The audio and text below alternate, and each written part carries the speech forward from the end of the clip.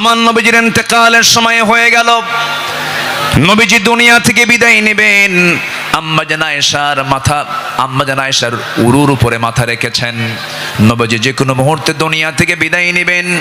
এমন সময় বলছেন, আয়েশা রে, আমি মনে হয় দুনিয়া থেকে বিদায় নেব, আমার মনে হয় বিদায় লগনটা চলে আসছে, যে কোনো মুহূর্তে মালাকুল মউত চলে আসবে। দেখো তো আমার ঘরের মধ্যে কোনো কিছু আছে নাকি।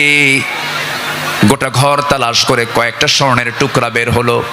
আমার নবীজি হাতের তালুতে নিয়ে বললেন, আয়েশা, এতটুকুন সম্পদ আমি রাখতে চাই না, এতটুকুন সম্পদ আমি একামতে দিনের কাজে আমি দান করে দুনিয়া থেকে বিদায় হতে চাই। আমার নবীজি দু হাতে দান করেছেন।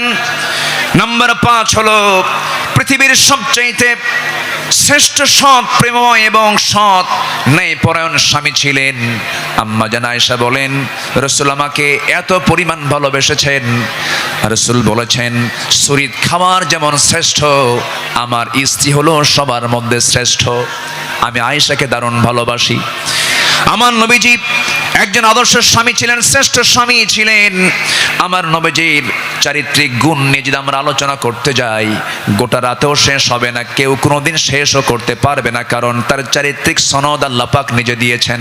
আর তার চরিত্র হলো কানা খুলুকুহুল কোরআন, তার চরিত্রই হলো কোরআনে কারীম। জোরে বলি সুবহানাল্লাহ। আমার নবীর নাম্বার 6, তিনি ছিলেন একজন অলংকারিত শ্রেষ্ঠ বাবা। এমন বাবা পৃথিবীতে আর খুঁজে পাওয়া যাবে না। রাসূল 4 মেয়ের বাপ ছিলেন। কয় মেয়ের বাপ ছিলেন বলেন? আস্তে কয় মেয়ের বাপ ছিলেন? আল্লাহ পাক আমাকেও আপনাদের দোয়ায় 4টা মেয়ের বাবা আমাকে বানিয়েছেন। এত আস্তে আলহামদুলিল্লাহ বললেন, বিয়ে কি আপনি দিবেন নাকি? এটা জোরে বলেন না আলহামদুলিল্লাহ। হ্যাঁ, 4টা মেয়ের বাবা ছিলেন মুহাম্মদ সাল্লাল্লাহু আলাইহি ওয়াসাল্লাম। নবীজি মেয়েদেরকে বিয়ে দিয়েছেন। সাইয়েদনা ওসমান কি মেয়ে দিয়েছেন, আবার সাইয়েদনা আলীকেও মেয়ে দিয়েছেন। একজনকে দিয়েছেন ধনী ছেলের সাথে, আরেকজনকে দিয়েছেন গরিব ছেলের সাথে। রাসূল কি ব্যালেন্স করেছেন। সবচেয়ে প্রিয়, সবচেয়ে আদরের দুলালি ফাতিমাকে গরিব ছেলের সঙ্গে বিয়ে দিয়েছেন। বিয়ে যেদিন দিলেন, রাসূল বললেন, ও ফাতিমা, আমি তোমাকে এমন স্বামী তোমার হাতে তুলে দিলাম, এমন স্বামী আমি তোমাকে দিলাম, যার সম্পদ নাই, টাকা নাই, পয়সা নাই, ঘর নাই, বাড়ি নাই, কিচ্ছু নাই, কিন্তু মাথা থেকে পা পর্যন্ত তাকওয়া দিয়ে ভরা। জোরে বলে সুবহানাল্লাহ। এমন স্বামী তোমাকে দিলাম। চলে যাও বাবার ঘর থেকে স্বামীর ঘরে, স্বামীর ঘরে গিয়ে করে খাও, মৃত্যুর দিন পর্যন্ত যেন স্বামীর বিরুদ্ধে একটা নালিশ আমার কানে না আসে। এই কথা বলে বিদায় দিয়ে দিলেন। আমার নবীজি 3 দিন পার হয় নাই, ফাতিমাকে না দেখলে তিনি অস্থির হয়ে যেতেন। আমার ফাতিমা কোথায় গেল, আমার ফাতিমা কোথায় গেল। আমার নবীর ঘরে একদিন ফাতিমা আসলেন। বসে বসে তিনি সালাত আদায় করছেন। রাসূল বলছেন, ফাতিমা, বসে বসে নামাজ পড়া তো তোমার ঠিক নয়, তুমি তো যুবতী মানুষ। এবার তিনি বলছেন, আব্বা জান, আমিও জানি আমি বসে বসে নামাজ পড়ি না, কিন্তু দাঁড়িয়ে দাঁড়িয়ে নামাজ পড়ার হেতু হলো, আমি যে দাঁড়িয়ে দাঁড়িয়ে নামাজ পড়ব, আমার গায়ে যে জামাটা দেখতে পাচ্ছেন বাবা, এর পিছনের একটা অংশ তালিযুক্ত অংশ আছে। আমি যদি দাঁড়িয়ে থেকে নামাজ আদায় করতে যাই, আপনার আমার মানুষ দরকার নেই, মেরে শেষ করে দেব। ইযাববিহুনা আবনাআকুম ওয়া ইস্তাহয়ুনা নিসাআকুম। ফেরাউন কি করেছিল? জীবিত মায়ের পেট চিরে ছেলে সন্তানগুলোকে হত্যা করেছিল। এই পৃথিবীতে হত্যা রাজনীতি, ক্ষমতাকে পাকাপোক্ত করার জন্য হত্যা রাজনীতি প্রথম শুরু করেছিল ফেরাউন। আর যারা পৃথিবীতে হত্যা রাজনীতি করে, তারা সবগুলো ফেরাউনদের প্রেতাত্মা। ফেরাউনকে আমরা বিদায় জানিয়ে দিয়েছি। সেদিন এক মাহফিলে বললাম এই কথা, একজন সামনে থেকে দাঁড়ালো, হুজুর, ওটা ছিল পুরুষ ফেরাউন, আর আমাদের দেশেরটা ছিল হলো লেডিস ফেরাউন। সম্মানিত ভাইয়েরা, আমার নবীজির যে আদর্শের দিকগুলো আমি আলোচনা করতে চাচ্ছি। নাম্বার 2 হচ্ছে, আমার নবী হচ্ছেন 1 নম্বর বিশ্ব শ্রেষ্ঠ চরিত্রের তিনি অধিকারী। নাম্বার 2 হলো, আমার নবীজির সালাত ছিল সবার চাইতে কম না বেশি? তিনি সেজদা দিয়েছেন কম না বেশি? সবচেয়ে বেশি সেজদা দিয়েছেন মুহাম্মাদুর রাসূলুল্লাহ। মুহাম্মাদুর রাসূলুল্লাহ তিনি বলেছেন ওয়াজুইলা কুররাতু আইনি ফিস সালাহ, রাসূলের কাছে নামাজ ছিল হলো চক্ষু শীতলকারী। নাসাই শরীফের হাদিস। সম্মানিত ভাইয়েরা, আমার নবীজির নামাজ ছিল অনেক লম্বা। তিনি যখন নামাজে দাঁড়িয়ে পড়তেন লম্বা সময় নিয়ে নামাজ পড়তেন। সেজদায় যখন যেতেন তার চোখের পানি এত পড়তো যায় নামাজ ভিজে যেত। এবং তিনি যখন কাঁদতেন হাদিসে এসেছে তার কান্নাটার আওয়াজ এমন হতো চুলার উপরে পানি গরম দিলে যেমন টকবকের একটা আওয়াজ হয়, আমার নবীজি যখন কাঁদতেন তখন টকবক করা পানির মতো আওয়াজ হতো আমার নবীজির মুখ থেকে। তিনি এত কাঁদতেন অথচ তার জীবনের কোনো গুনাহ ছিল না। তিনি কাঁদতেন অঝরে ঝাড়ায়, সেজদায় পড়ে পড়ে ঘন্টার পরে ঘন্টা। কোন এক রাতের আধারে আমার নবীজি সেজদায় পড়ে কাঁদতেছেন, পাশে বসে আছেন আম্মা জান আয়েশা সিদ্দিকা রাদিয়াল্লাহু তাআলা আনহা। আমার নবীজি লম্বা সময় সেজদার মধ্যে পড়ে আছেন, তিনি সেজদা থেকে মাথা ওঠান না। নবীজির কোনো আওয়াজ নাই, নবীজির কোনো শব্দ নাই। ঘন্টা পার হয়ে যায়, আম্মা জান আয়েশা মনে করছেন রাসূল বুঝি ইন্তেকাল করলেন কিনা। নবীজির গায়ে চিমটি কাটলেন, চিমটি কাটার সঙ্গে সঙ্গে তিনি নড়ে উঠলেন। সালাম ফেরা শেষ হলো, রাসূল বলছেন আয়েশা তুমি আমাকে চিমটি কাটলে কেন?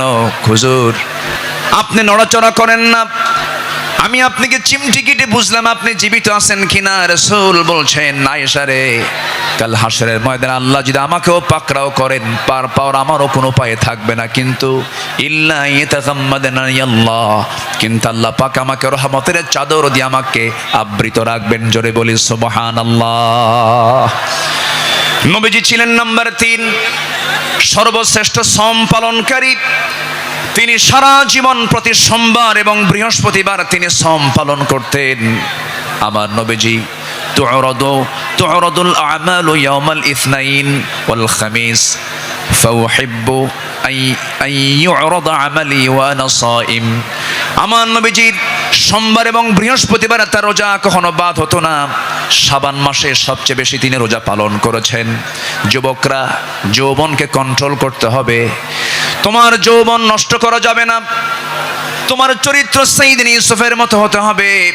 আগামীর নেতৃত্ব দিতে গেলে বিবাহ পূর্ব কোনো অবৈধ রিলেশন করা যাবে না, নোংরামি করা যাবে না। কিছু যুবক আছে দেখতে পাবে গার্লস স্কুলের সামনে যায় কিছু যুবক আছে ইতিমের মতো বসে থাকে, আছে না? কিছু আছে না? নাই, ইতিমের মতো বসে থাকে, বাপও নাই মাও নাই। না, তোমার এগুলো করা যাবে না। তোমার সামনে বহু কাজ পড়ে আছে। আলিয়া তোমাকে ডাকবে, লাইলি তোমাকে ডাকবে। সাইয়েদনা ইউসুফের চরিত্র নিয়ে রাজুলুন ইযা দাআতহু ইমরাতান যাত হাসাবিন ওয়া জামালিন ইন্নী আখাফুল্লাহ। যখন তোমাকে কোনো সুন্দরী নারী যখন প্রেমের প্রস্তাব দিবে, কুপ্রস্তাব দিবে, তুমি বলে ফেলবে আমি কাকে ভয় করি? আল্লাহকে ভয় করি। এই চরিত্র নিয়ে তোমাকে এগুতে হবে। তোমার যৌবনকে কন্ট্রোল করার জন্য যদি কষ্ট হয় তোমার খুব বেশি, প্রয়োজনে রোজা রেখে দেবে। বলেছেন মুহাম্মদ সাল্লাল্লাহু আলাইহি ওয়াসাল্লাম, চরিত্রকে ধ্বংস করা যাবে না। ইউরোপ আমেরিকার সবচাইতে বড় ষড়যন্ত্র হলো, ইউরোপ আমেরিকার সবচাইতে বড় ষড়যন্ত্র হলো মুসলিম সমাজকে উলঙ্গ করে ঘর থেকে বের করে দেওয়া। অ্যাটম বম যতটুকু না ক্ষতিকর, তার চাইতে বড় ক্ষতিকর হলো আমেরিকার হলিউড, ভারতের বলিউড। যুবকরা, ওই সমস্ত নোংরামি তোমার জীবনে আনা যাবে না। তোমার মাথার চুল থেকে শুরু করে নিয়ে পা পর্যন্ত প্রত্যেকটা জায়গায় থাকতে হবে নবীর আদর্শ। কিসের আদর্শ? নবীর আদর্শ।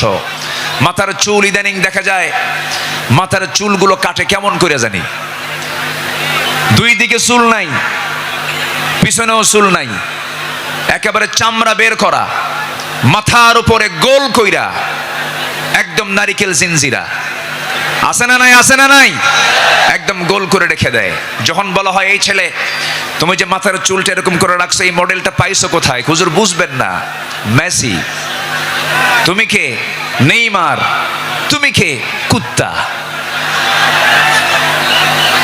কারণ নেইমার মেসিরা তো কুত্তা নিয়ে শুয়ে থাকে, ঠিক কি না? ওরা কুকুর নিয়ে শুয়ে থাকে, তারা তোমার আদর্শ নয়। শার্টের সাইজ নাই, প্যান্টের সাইজ নাই, নতুন প্যান্ট কিনে আনে হাঁটু ফাটা। কি আমি কি ভুল বলতেছি?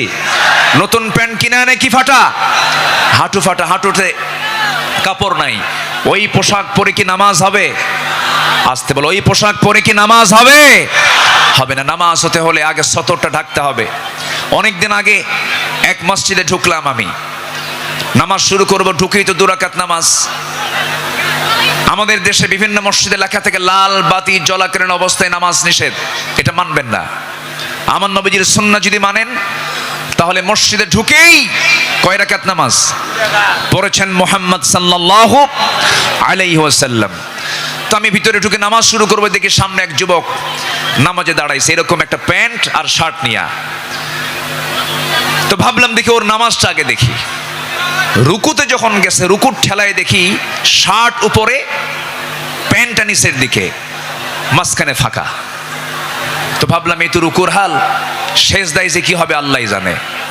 সেজদায় যখন গেছে তখন দেখি প্যান্ট খুইলা আন্ডার প্যান্ট বের হইছে। এই হলো পোশাকের হাল।